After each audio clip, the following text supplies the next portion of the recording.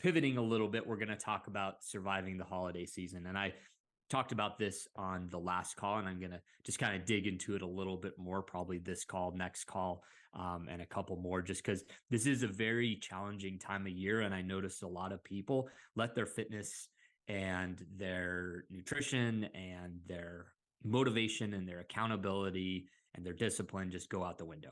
So this is the time of year where you should actually be doubling down on this kind of stuff, and you should really be um, on point with these with your habits and your daily routines, and not letting anything slip and not letting anything backslide really to where you're pretty much starting over again. All right. So the known variables that are coming up. So the next 6 weeks, basically now till the end of December, early January, will be jam packed with parties, work parties, family get togethers, booze, candy, cake, pies, cookies, basically all the junk food that you can imagine. So a lot of crap food is going to be tempting you when you go to these parties to be eaten. So keep that in mind, and I'll elaborate on that. So basically, fitness, health, and nutrition is going to take a back seat. It's going to get deprioritized.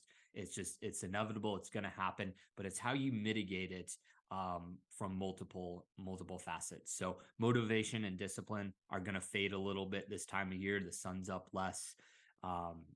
Work kind of is in flux. School might be getting out. Kids might be on break. There's a lot of factors that come into play.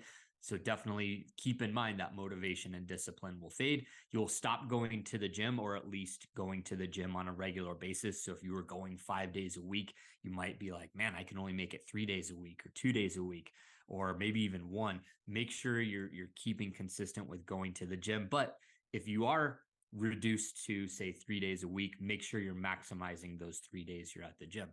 Consistency with diet, tracking, and getting 10,000 steps per day, that's going to drop. You're just not going to be as consistent during this time of year. Thanksgiving rolls around. It's hard to track calories when you're at Thanksgiving dinner. It's hard to track calories when you're at the work party. Even though you might be making good food choices, it is hard to track calories. Same thing with steps. You might just be busy, or a snowstorm rolls in, or it's just too cold to go walk outside. So step count will go down a little bit. So there's all these factors that are coming into play over the next 6 weeks that really can derail a lot of people. So you will need to be prepared for the tests that are going to come up. So when you go to a party or a family get together, you're going to be tempted with alcohol. You're going to be tempted with crappy food.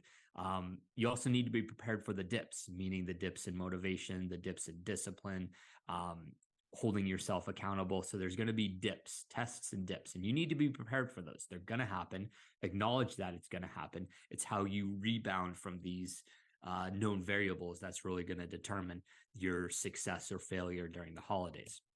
Now, to pick at this a little bit more, game plan. And I went over this, but I refined it a little bit so for you guys. So game plan for like an event or Thanksgiving, Christmas Day, New Year's, whatever it might be. So know that you're going to be tempted and peer pressured into eating bad food, into drinking. Have a game plan going into the day in order to minimize the damage. So here's this is what I personally do. My Thanksgiving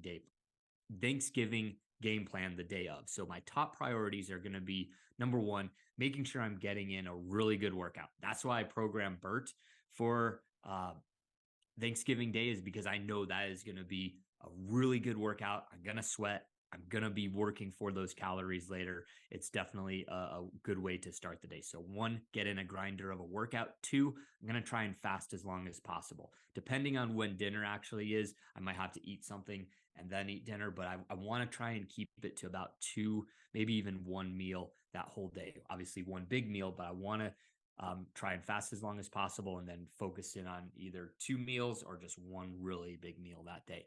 And then I try and hit 15,000 steps that day. So it's just being a little more active than normal. There's usually time to fit all this in, not a problem. Most people don't have to work on Thanksgiving. So this should be very doable. So that's my kind of 3 priorities that I tap into.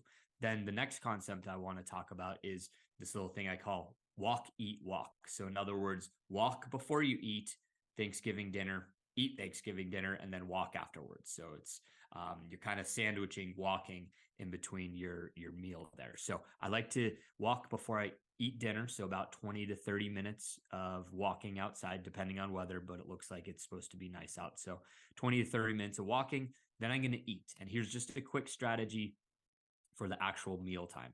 So when it comes to the actual meal, eat a large serving of protein first. So I'm going to heap a bunch of turkey, bunch of ham on my plate. I'm going to start to eat that first. Maybe not all of it at once, but I'm going to definitely focus on eating some, if not the majority of that protein right off the bat. So that's going to start to kick in those hormones and start to say to your body, hey, we're getting good quality protein. We don't need to stuff our face with a bunch of crappy carbohydrates. Speaking of carbs, I'm going to focus on choosing good, healthy carbohydrates. So this is going to be a carb load day for me. So I'm going to focus on getting a good amount of sweet potatoes in and maybe a non-inflammatory vegetable, like if there's some squash or zucchini, carrots, depends on what is being cooked that day, but I'm going to focus on non-inflammatory veggies.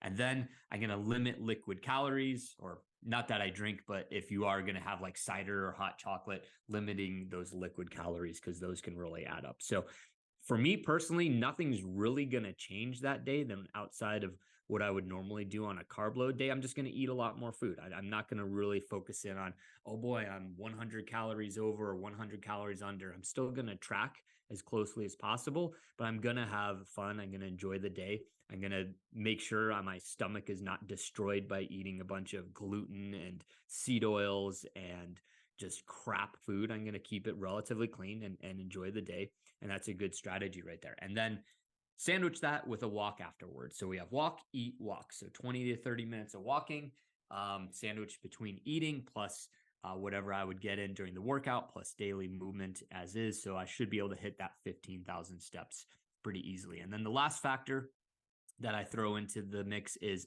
having a strict food and drink cutoff time. So if we're eating at 5, I'm going to have everything consumed, done, and I'll start my fasting window at 6, 7, whatever it might be, but I'm going to have a specific cutoff time that I'm going to hold myself to, and I'm going to stop eating, stop drinking at that cutoff time. And then I'm going to enter into a new fasting window. So those are kind of my bullet points for the day of Thanksgiving. This also, you can overlap this with Christmas Eve, Christmas Day, whatever it might be. But this is a good strategy to go into what you will encounter as a tempting holiday with food and booze and just junk. Okay.